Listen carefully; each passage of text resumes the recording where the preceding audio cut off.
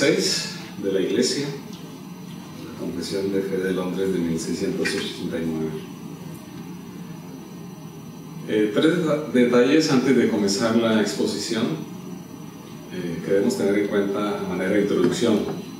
Por un lado, se trata del capítulo más largo de la Confesión Bautista de Fe. Tiene 15 párrafos. En segundo lugar, este capítulo es muy diferente al capítulo correspondiente de la Confesión de Fe de Westminster. La Confesión de Fe de Westminster tiene 6 párrafos apenas. Este tiene 15 párrafos. Ya eso nos habla de la diferencia, ¿no? de los conceptos, de la eclesiología, digámoslo así. La doctrina de la Iglesia es diferente, ¿no? En la Confesión de Westminster a la Confesión Bautista. Esta doctrina, de hecho, separó a los puritanos bautistas de los puritanos presbiterianos. Sí, algo que los diferenció. Y el tercer aspecto es que la estructura del capítulo 26 marca dos vertientes muy bien diferenciadas. Una es la Iglesia Universal, que está tratada en los párrafos 1 al 4, y luego aborda el concepto de la Iglesia local, del párrafo 5 en adelante.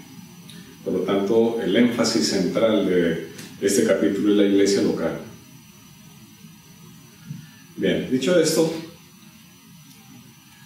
comentar que en los párrafos 1 y 2 está tratando la identidad de lo que es la Iglesia Universal. De esto voy a pasar más bien rápido porque creo que son conceptos que todos lo tenemos más bien claros, ¿no? Hay 3 palabras claves en estos párrafos. Uno es la palabra católica, no en el sentido de la Iglesia Católica Romana, sino en el sentido de la Católica Universal. Está hablando de que la Iglesia es universal. La segunda palabra es invisible y la tercera palabra es elegidos dentro de este primer párrafo. Esto nos lleva a 3 conclusiones básicas, ¿no? ¿Existe una Iglesia universal? Sí, todos lo reconocemos. Esa Iglesia universal está compuesta por todos los elegidos. Y tercero, como tal, puede llamarse invisible. No es que sea invisible, sino que puede llamarse invisible.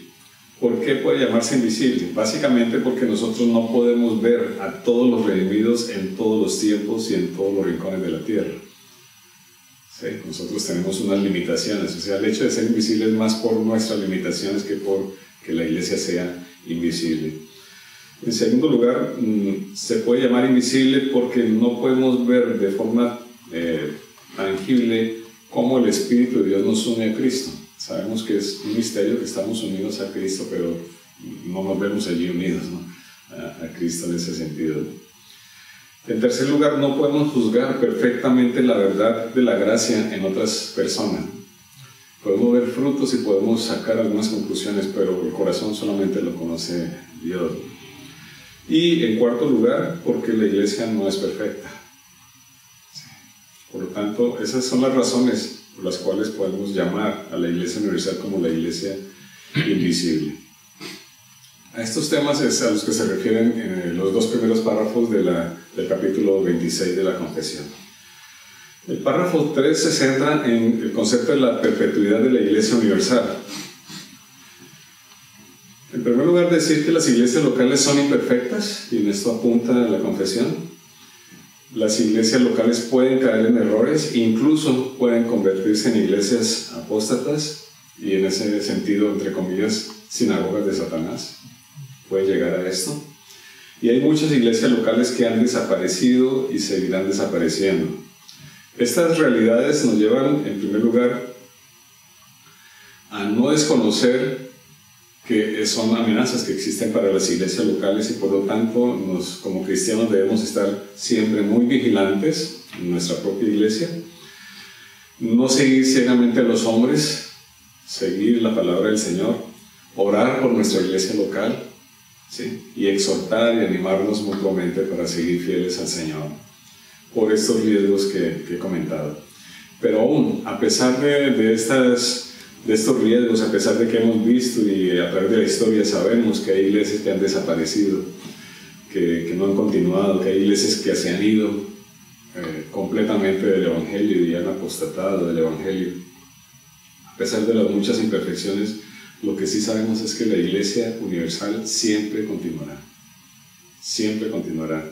Es y será visible en las iglesias locales concretas, y lo es porque es la iglesia del reino de Cristo. Y Cristo ha prometido que las puertas del Hades no prevalecerán contra ella.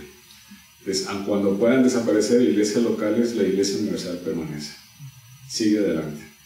En algunas épocas es más visible que en otras, pero sigue adelante la Iglesia del Señor. Aunque el diablo cruja los dientes y los ateos se empeñan en hacer desaparecer el Evangelio, y la Iglesia nunca dejará de ser la Iglesia Universal. Ese es un elemento importante de la confesión de fe en ese párrafo 3. Y el párrafo 4, que cierra esta primera parte del capítulo sobre la Iglesia Universal, dice que la cabeza de la Iglesia es el Señor Jesucristo, lo cual todos aceptamos verdaderamente. Y una segunda idea que transmite este párrafo es que, voy a leer textualmente esa parte del párrafo, dice: no puede el Papa de Roma ser cabeza de ella en ningún sentido, sino que él es aquel anticristo, aquel hombre de pecado e hijo de perdición que se ensalza en la Iglesia contra Cristo. Bueno, esta afirmación ha suscitado mucha polémica, porque es una afirmación muy dogmática, ¿no? Cerrada allí, hablando de que el Papa, no como individuo, sino como institución, ¿no? La institución del papado es el anticristo, aquel hombre de pecado. Es la afirmación que hace la confesión de fe. Frente a esta afirmación, entonces, hay dos posiciones. Una que dice que sí, efectivamente las pretensiones del Papa son heréticas. La Iglesia de Roma ha hecho mucho daño al Evangelio verdadero, pero con todo, al menos de momento, no ha negado la divinidad de Cristo, no ha negado la divinidad del Señor. Así que esta afirmación resulta difícil de sostener bíblicamente, decir que el Papa de Roma es el anticristo, aquel hombre de pecado. Podríamos decir que es uno de los anticristos, ¿no? El espíritu del anticristo está allí en la institución del papado. Esa es una posición. Y la otra posición es de aquellos que sí aceptan la afirmación tal como está expuesta. ¿Sí?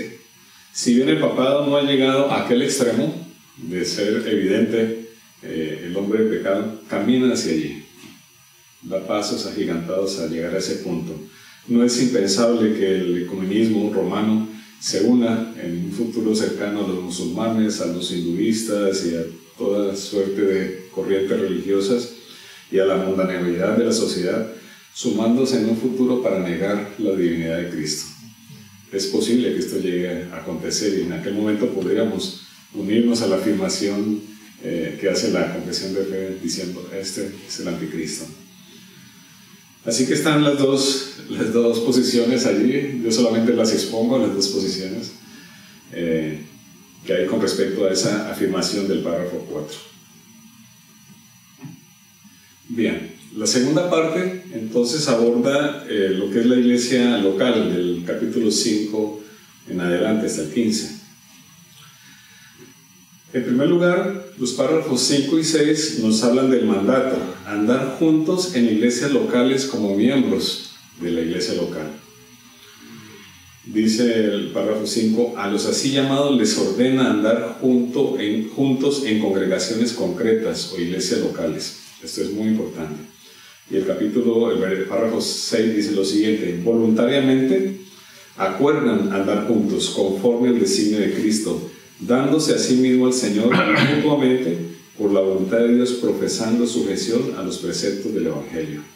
Entonces aquí nos está hablando de la membresía de la iglesia local, ¿sí? Que no es una opción, es algo que debemos hacer como cristianos. En todo el Nuevo Testamento se habla de la iglesia como la congregación de los santos y se nos ordena ser parte o ser miembros activos para servirnos los unos a los otros, para animarnos los unos a los otros, para consolarnos los unos a los otros, para exhortarnos los unos a los otros.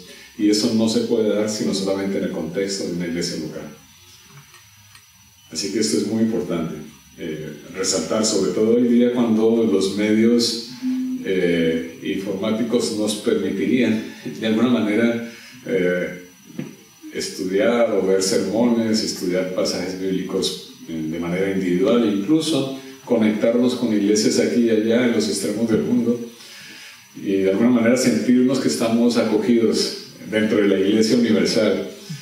Pero de alguna manera ese concepto no es el concepto bíblico, ¿no? El concepto bíblico es el de sentirnos acompañados, arropados por una iglesia local en donde podemos ser santificados por la ayuda de los hermanos como cuerpo de Cristo. Ese es el concepto bíblico, no dejando de congregarnos, dice Hebreos. Y Romanos dice así: nosotros siendo muchos somos un cuerpo en Cristo y todos miembros los unos de los otros. Así que la membresía es muy importante y en eso está recabando estos párrafos 5 y 6. Nos unimos entonces a una iglesia local como miembros para darnos y sujetarnos mutuamente, para crecer, para ser santificados mutuamente y, como les dije hace un momento, para ser animados, exhortados y consolados en nuestro caminar juntos por el camino del Señor. Esta membresía en todo caso tiene que ser consistente, debe ser de alguna manera oficial, ¿no? Dentro de la iglesia, formada por santos que se comprometen con la iglesia local. Aquí hago la salvedad de que hay muchas iglesias cristianas que no tienen formalizada la membresía, que la da por sentada por el simple hecho de que las personas comienzan a asistir regularmente y siguen asistiendo, pero no hay una membresía formal. En esos casos yo sugeriría que la iglesia adoptara una membresía oficial. ¿Por qué razón? Porque al final de cuentas lo que se hace cuando se acepta a una persona como miembro de la iglesia es dar fe de que esta persona es creyente. Ese es en el fondo el asunto, ¿no? La iglesia afirma que esta persona cree en el Señor Jesucristo y que es salva. Y de hecho la disciplina de la iglesia pone en cuestionamiento la fe y la auténtica conversión de la persona, pero eso solamente se puede dar en el sentido de que la persona antes había sido miembro, si no, pues se queda un poco en el aire, ¿no? Es una membresía no oficial, es como que todos cabemos en el mismo saco, ¿no? Sin ningún tipo de orden, sin ningún tipo de disciplina. Y realmente el Señor nos habla de que Él es un Dios de orden y por lo tanto su iglesia es una iglesia también ordenada. Así que yo llamaría la atención a eso, a hacer una membresía oficial de la iglesia. Respecto a la membresía, nuevamente los párrafos 12 y 13 vuelven a tocar el tema. Aquí hago un salto de los párrafos 5 y 6 a los párrafos 12 y 13. Tratan también del tema de la membresía local.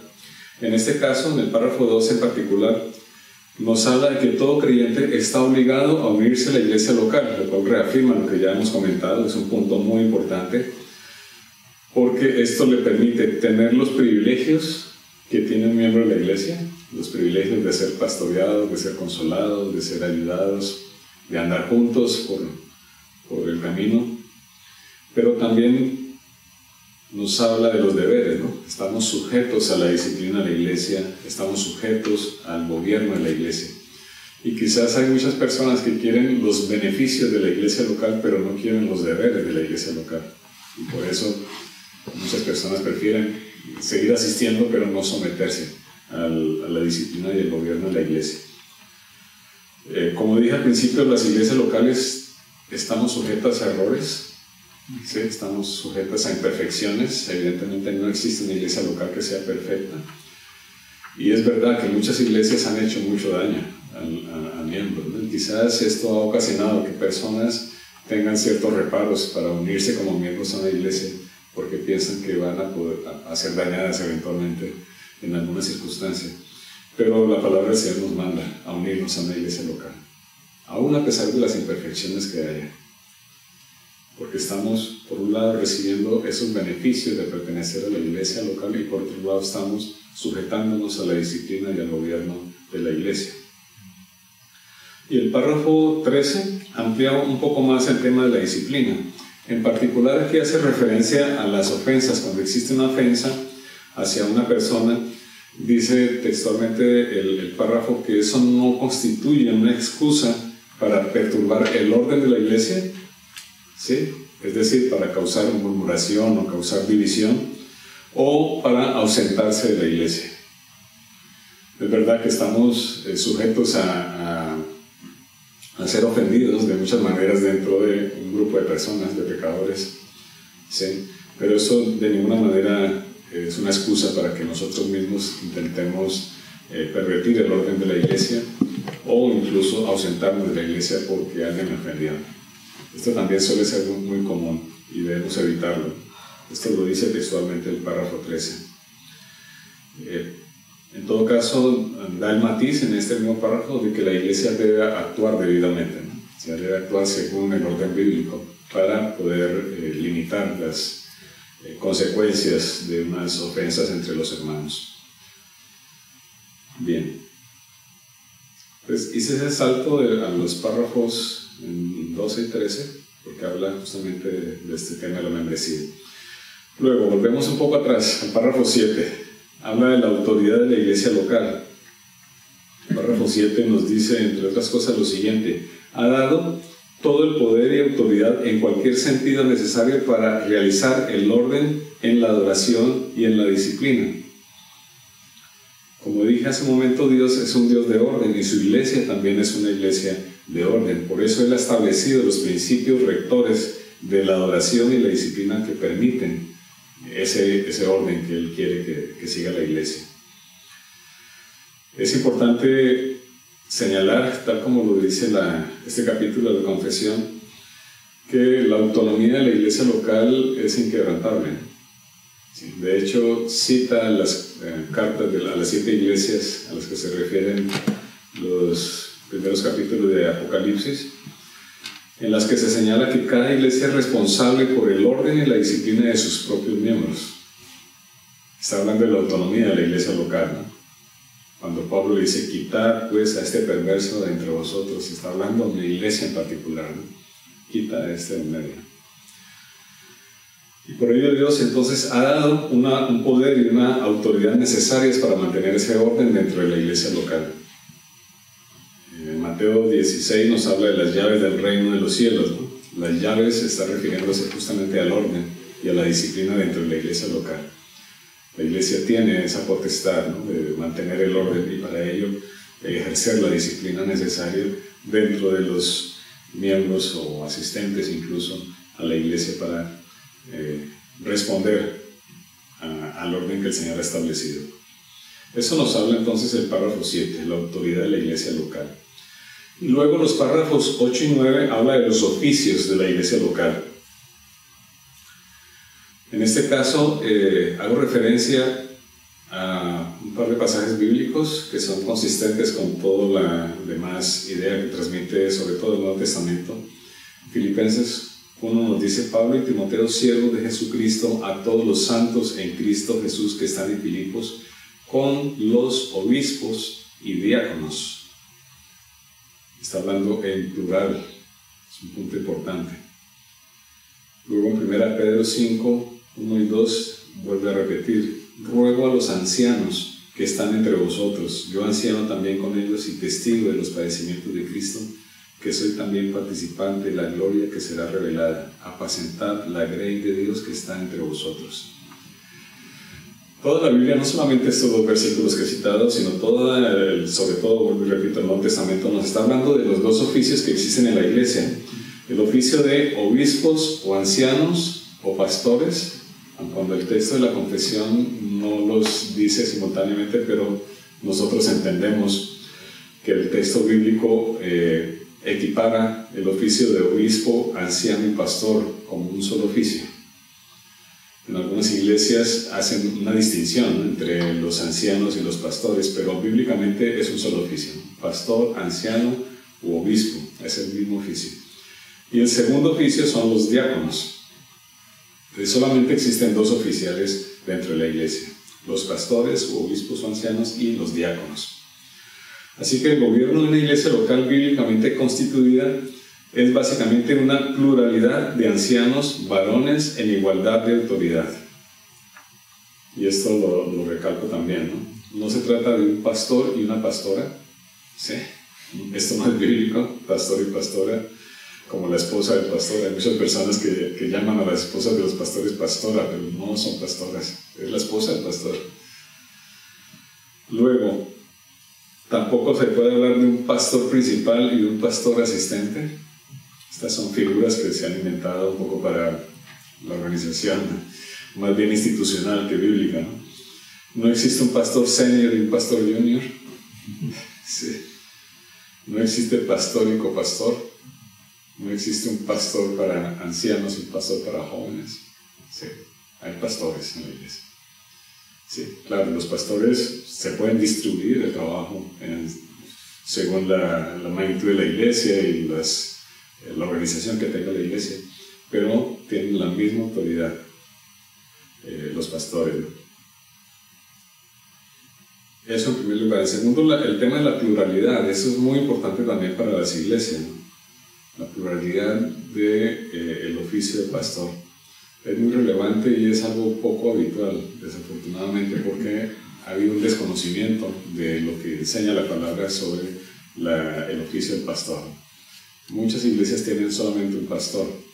Esto, como digo, es habitual y se entiende como correcto, pero bíblicamente deberían repensarlo, porque el hecho de que haya pluralidad de pastores nos garantiza varias cosas. Una de ellas es el orden entre ellos mismos, entre los pastores. Se garantiza que exista un pastor para el pastor. Sí. Se garantiza que las decisiones que se tomen a nivel pastoral sean consensuadas entre los pastores, no son decisiones arbitrarias de un solo individuo. ¿Sí? Se excluye aquella organización piramidal que rige la Iglesia Católica Romana, que es un poco esa organización que lleva, ¿no? El Papa, y luego siguen los obispos y los cardenales, bueno, toda esa organización que tiene la Iglesia Católica. Y de alguna manera muchas iglesias evangélicas han copiado en miniatura ese mismo concepto, ¿no? Hay un Papa que es el pastor, y luego los ancianos, que son los de segundo nivel, y bueno, y así siguen un poco la escala. Pero no, esto no es así, ¿no? El anciano es igual que el pastor en autoridad, tiene los mismos derechos, los mismos deberes de dar cuenta a otra persona en igualdad de condiciones y también de asistir en conjunto entre todos ellos a la iglesia. Bien, una pregunta que puede surgir en muchas iglesias: ¿la mujer no puede ser pastora? Bueno, es una pregunta que quizás en aquel entonces no era importante, no era relevante, pero hoy sí que lo es. La respuesta es no. Así de sencilla. No puede. La Biblia nos enseña claramente en muchos pasajes bíblicos, en 1 Timoteo 2, en 1 Corintios 11 y 14. Es un mandato apostólico para la Iglesia Universal de todos los tiempos que sean varones. No porque sean superiores a las mujeres, sino porque es un orden que viene desde la creación. Dios lo estableció de esa manera. No es porque nosotros seamos superiores, las mujeres inferiores, para nada. Somos iguales en el reino de Dios. Pero es el orden que el Señor ha establecido. No es un tema cultural de la época de Pablo. No es machismo tampoco. ¿Sí? No es cuestión de capacidades para nada, sino es eso. Es un orden que el Señor ha establecido desde la creación. Bien, viene otro tema dentro de la confesión, que es la designación de los oficiales. Dice el párrafo 8, los oficiales designados por Cristo para ser escogidos y apartados por la iglesia. Dice una parte del párrafo 8. Y luego en el 9 dice, es que sea escogido para el mismo por la votación o por el sufragio común de la iglesia misma. Aquí debemos resaltar dos conceptos, ¿no? Una cosa es el llamado. El llamado es algo que Dios hace a los varones que Él quiera llamar, que Él quiere designar. Y luego hay el otro concepto, que es el reconocimiento que hace la iglesia de aquel llamado que Dios ha hecho previamente. Eso es básicamente la idea que transmite estos dos párrafos, el 8 y el 9. Viene la pregunta, ¿cómo llama a Dios? Bueno, hay una cualificación que el Señor da a ciertas personas para cumplir ese llamado. Y hay una convicción que el Señor pone en el corazón de la persona para querer, anhelar el obispado, ¿no? Buena cosa desea, dice Pablo a Timoteo. Produce entonces un deseo genuino y humilde de servir a la iglesia. Ese es el llamado que Dios hace a la persona y la persona reconoce en sí mismo ese llamado. Detrás de ese llamado está lo que David comentaba hace un momento, el carácter del individuo. Todo lo que nos habla primera de Timoteo y luego referido a Tito también, nos habla del carácter de la persona. Es un carácter realmente moldeado por el Señor. Es un carácter que de hecho es un carácter al cual todo cristiano es llamado, ¿no? Pero que en particular el pastor o el anciano debe sobresalir en ese carácter. No vamos a leerlo todo allí. Quizás la palabra que resumiría todo esto es que sea irreprensible. Sí, irreprensible. Eso nos habla entonces de un carácter que se hace evidente a la iglesia, el carácter de aquel individuo. Y eso permite, cuando el carácter se hace visible porque el Señor le ha dotado a aquella persona ese carácter, le permite a la iglesia reconocer a aquella persona, verla claramente evidenciada. La confesión de fe nos habla de que sea escogido por común sufragio de la misma iglesia. Cuando escudriñamos en el concepto de sufragio, nos vamos a encontrar con el significado de que el sufragio tiene que ver con el derecho a elegir y a ser elegido, sin distinción, según el diccionario actual, sin distinción de sexo, de creencias, etc. Eso es lo que habla de lo que significa sufragio, ¿sí? El derecho de ser elegido, derecho a ser elegido. Por eso yo quisiera matizar esta afirmación de la confesión, quizás promoviendo, en vez de utilizar el término elección o sufragio, utilizar el término del reconocimiento. ¿Por qué razón? Porque el término de elección hoy día nosotros lo entendemos como asociado a una competencia entre personas. Se va a elegir a tal personaje político, entonces hay una competencia entre varias personas y allí se elige a uno. ¿Cómo se elige? Pues por la mayoría de votos. Sí, puede ser en una democracia muy plana, pues es la mayoría. Sí, 51% contra 49%, entonces se elige una persona entre otras. Hay una competencia entre diferentes personas para lograr un cargo determinado, y ese es básicamente el concepto que nos viene a la cabeza cuando hablamos de elección, cuando hablamos de sufragio. Y ese realmente no es el concepto bíblico. La Biblia nunca nos enseña esto, de que haya una competencia entre iguales para elegir a alguien dentro de ellos, ¿no? No hay una base bíblica que nos permita afirmar que esto debe ser así. Por otro lado, no votamos a quien nos plazca, ¿no? En algunas congregaciones esto sucede y lamentablemente se pervierte un poco el orden, ¿no? Porque se somete a una votación la continuidad o la elección de un pastor, por ejemplo, de un diácono, y entonces sucede que quedan así, ¿no? 60 por 40 y escogen a 3 y a otros 2 los dejan por fuera, como si aquellos 2 no cumplieran los requisitos bíblicos, ¿no? Y los otros 3 sí. Y sencillamente porque tal vez le cayó mejor la persona, porque hizo campaña, que también se da en muchas iglesias, hacer campaña lamentablemente. Pero no, la palabra no nos habla de votar a quien nos plazca. Aquí realmente lo que se está afirmando es que nadie puede ser designado para un oficio en la iglesia sin el consentimiento de la iglesia. Creo que ese es el punto central. La iglesia debe reconocer a aquella persona, debe consentir en el nombramiento de aquella persona, debe reconocerlo como una persona con las cualificaciones, con el carácter que la Biblia nos enseña. Eso sí, la Biblia tiene voz allí para decir, este hombre sí cumple con esas características o no. Decir, mira, yo he visto en tal persona estos rasgos de su carácter que no lo hacen como una persona irreprensible. Y la voz de la iglesia debe ser escuchada en esos casos para reconocer o no reconocer a una persona en estos oficios. Bueno, quería hacer ese matiz un poco porque en los párrafos de la confesión queda un poco allí suelto, ¿no? El concepto del sufragio. Luego, el párrafo 10 nos habla de 2 responsabilidades. La responsabilidad de parte de los pastores, y allí habla entonces de 3 cosas: el ministerio de la palabra, la oración y el velar por las almas de la iglesia bajo su cuidado. Son 3 elementos centrales en los cuales debe trabajar el pastor o el anciano: el ministerio de la palabra, la oración y el velar por las almas de la iglesia.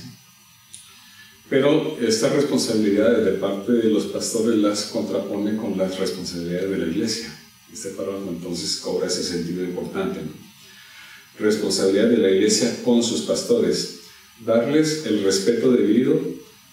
Ese es uno de los deberes, proveer responsabilidades. Y el segundo es proveer para su sostenimiento según las posibilidades que tenga la iglesia, para facilitar que no tengan necesidad de ocuparse en oficios seculares. Esto lo dice textualmente este párrafo 10 de la Confesión de Fe. Entonces son 2 deberes que tiene la iglesia con sus pastores, que es el respeto por ellos, y luego, según las posibilidades que tenga la iglesia, de sostener a sus pastores. Evidentemente, cuando hay pluralidad de pastores es más difícil, ¿no?, que cuando hay un solo pastor sostenerlos. Y por eso existen pastores que son bivocacionales, ¿no?, o sea, que trabajan secularmente y también sirven como pastores en la iglesia. Esto no significa para nada que un pastor que tenga que trabajar secularmente tenga menos autoridad que el pastor que está dedicado a tiempo completo. No, para nada. Son pastores en el sentido amplio de la palabra, que cumplen sus responsabilidades en la medida de la disponibilidad de tiempo, pero tienen la misma autoridad frente a la iglesia. La iglesia, en todo caso, en la medida de sus posibilidades, debe velar porque el pastor tenga los medios necesarios para su sostenimiento. Esto habla el párrafo 10. Y finalmente los párrafos 14 y 15, bueno, también he estado saltando un poco entre los párrafos, un poco tratando los temas diferentes. Estos párrafos 14 y 15 nos hablan de la importancia de la confraternidad con otras iglesias locales. Y aquí hay 3 puntos importantes, ¿no? ¿Por qué razón es importante la confraternidad con otras iglesias? Por una parte, para ayudarnos mutuamente según los dones que tenga cada una de las iglesias para la edificación mutua. No estamos solos en el mundo. Hay iglesias hermanas con las cuales podemos tener relaciones y debemos tener relaciones. Para esto, entre otras cosas, para ayudarnos mutuamente según los dones que haya en las iglesias. En segundo lugar, para dar consejos frente a situaciones doctrinales, de liderazgo o de disciplina que se puedan presentar. Hay situaciones complejas en la vida de la iglesia que a veces no se tiene la suficiente conocimiento o la suficiente sabiduría para poder abordar esa temática. Entonces podemos acudir a otras iglesias que quizás puedan aconsejarnos sobre cómo solventar, cómo solucionar, cómo abordar una problemática en particular. Pero, siempre hay un pero en estos, siempre se ha de respetar la autonomía de la iglesia local en las decisiones finales. Es verdad, podemos aconsejar a una iglesia en ciertos sentidos, pero la iglesia local tiene la autonomía para finalmente tomar la decisión según los consejos que haya escuchado y a la luz de la palabra y en oración tomar la decisión final. ¿Por qué? Porque volvemos un poco a lo que he dicho anteriormente. La iglesia local es autónoma para tomar esas decisiones tal como lo revela estas cartas de Apocalipsis. Cada iglesia local vela por sus miembros, cuida de su iglesia. Y por esa iglesia local en particular somos llamados a rendirnos cuentas. Bien, hermanos, pues esto es a grosso modo lo que nos habla este capítulo 26 de la iglesia.